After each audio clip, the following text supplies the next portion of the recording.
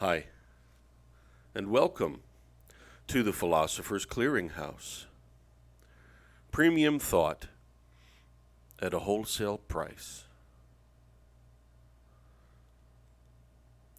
Let's go back to the sources and let's ask the big questions. What does the text say? I'm your host, Calvinist Klein, a.k.a. Clay in the Master's Hands, a.k.a. Romans 9:18. And today we'll be taking a look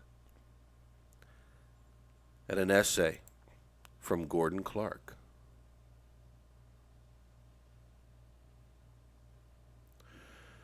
The late Gordon Clark once said, "What the Bible says, God has spoken." What did he mean by that? And in what place is this concept meant to fit in epistemology? Let's start with Clark's conclusion and work backwards. No one can consistently object to Christianity's being based on a non-demonstrable axiom. If the secularists exercise their privilege of basing their theorems on axioms, then so can Christians. If the former refuse to accept our axioms, then they can have no logical objection to our rejecting theirs.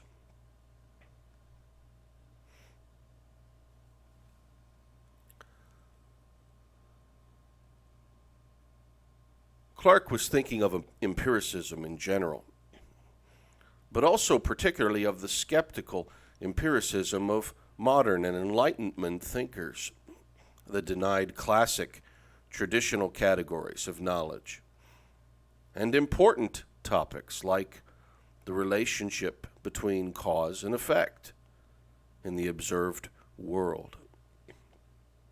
For example, David Hume says,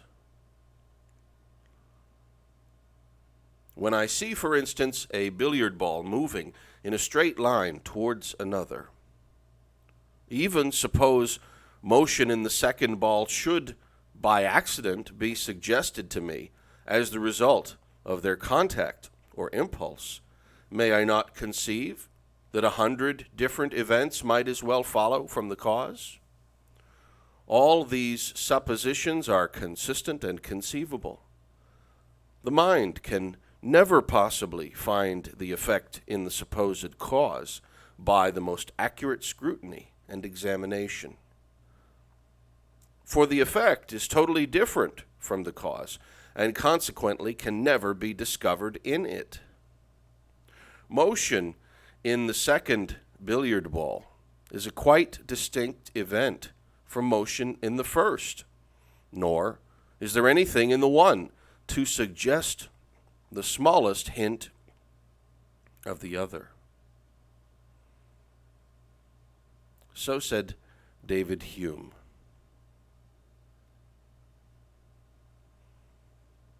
There is nothing in the intellect that is not first in the senses, is the classic peripatetic axiom. And if Hume doesn't go so far as that, he at least conceives of a Humean framework for knowledge that rests upon experiential knowledge, observation, and sense perception.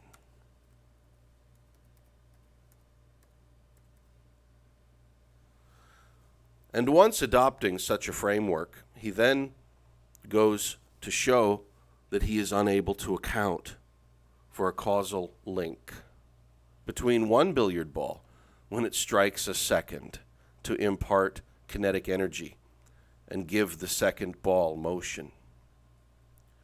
Thus, concludes Hume, one must reject the idea that there is a connection between the two, denying the concept of cause and effect.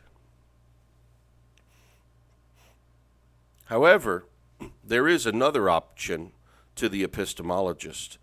One may simply reject the empiricist axiom that human knowledge is limited to what can be observed or perceived. Simply because an observer cannot construct a causal link between two billiard balls in an event where momentum is transferred from one to the other does not, in fact, imply that there is therefore no link between cause and effect. It is important to be more modest and indicate only that there is no empirical or observable link that an indifferent perceiving subject can find. While Hume was watching the two balls collide and concluding there was no causal link in the transfer of energy, the person who struck ball 1 with intent and watched it collide with ball 2 knew exactly what the cause was.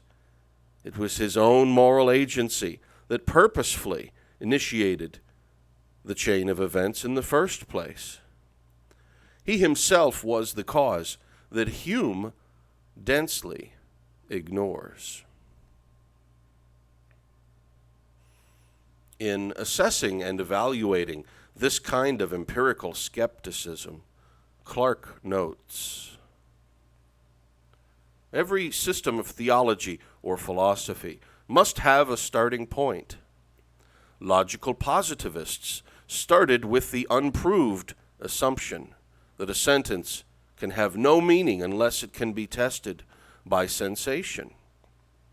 To speak without referring to something that can be touched, seen, smelled, and especially measured is to speak nonsense. But they never deduce this principle. It is their non-demonstrable axiom. Worse, it is self-contradictory, for it has not been seen, smelled, or measured. Therefore, it is self-condemned as nonsense. Having dealt with empiricism, Clark deals also with rationalism.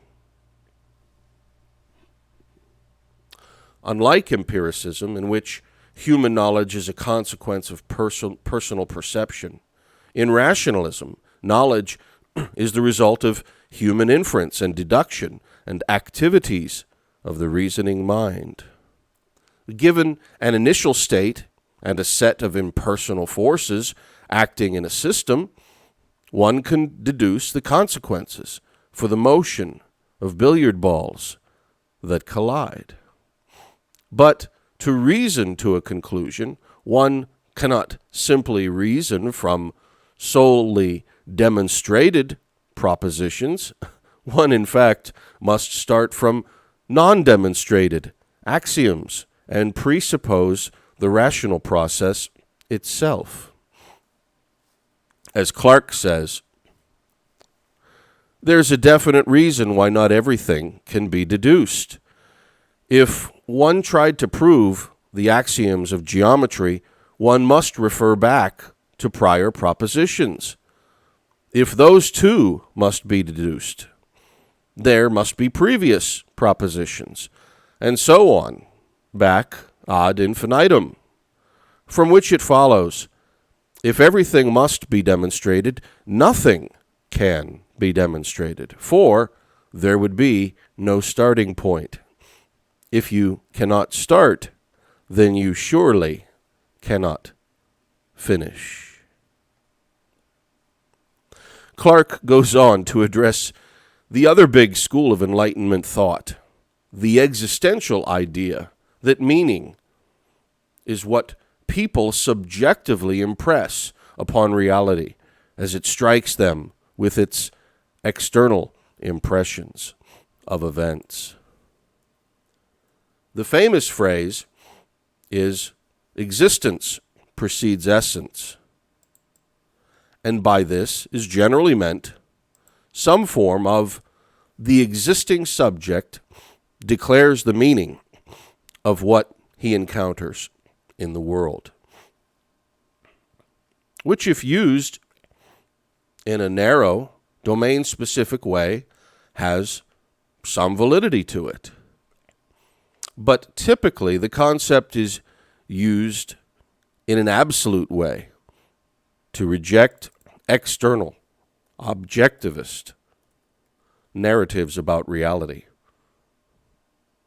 And among the moderns, most often, it is used to reject the existence of a God to whom they are morally accountable and under whose authority they reside. And so we are back to Clark's original statement, the one this essay started with and now end by citing.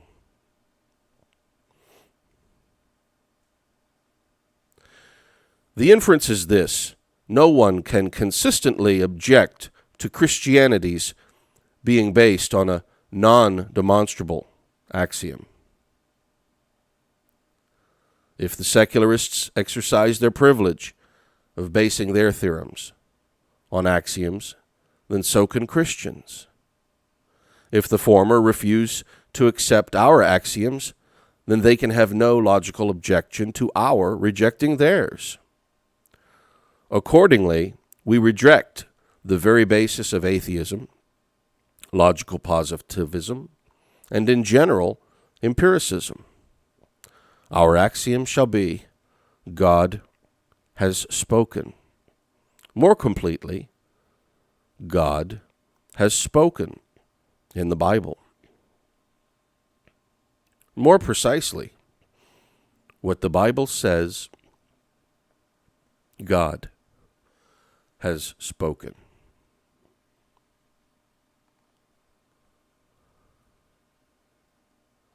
For the Philosopher's Clearinghouse, I'm Romans 9:18.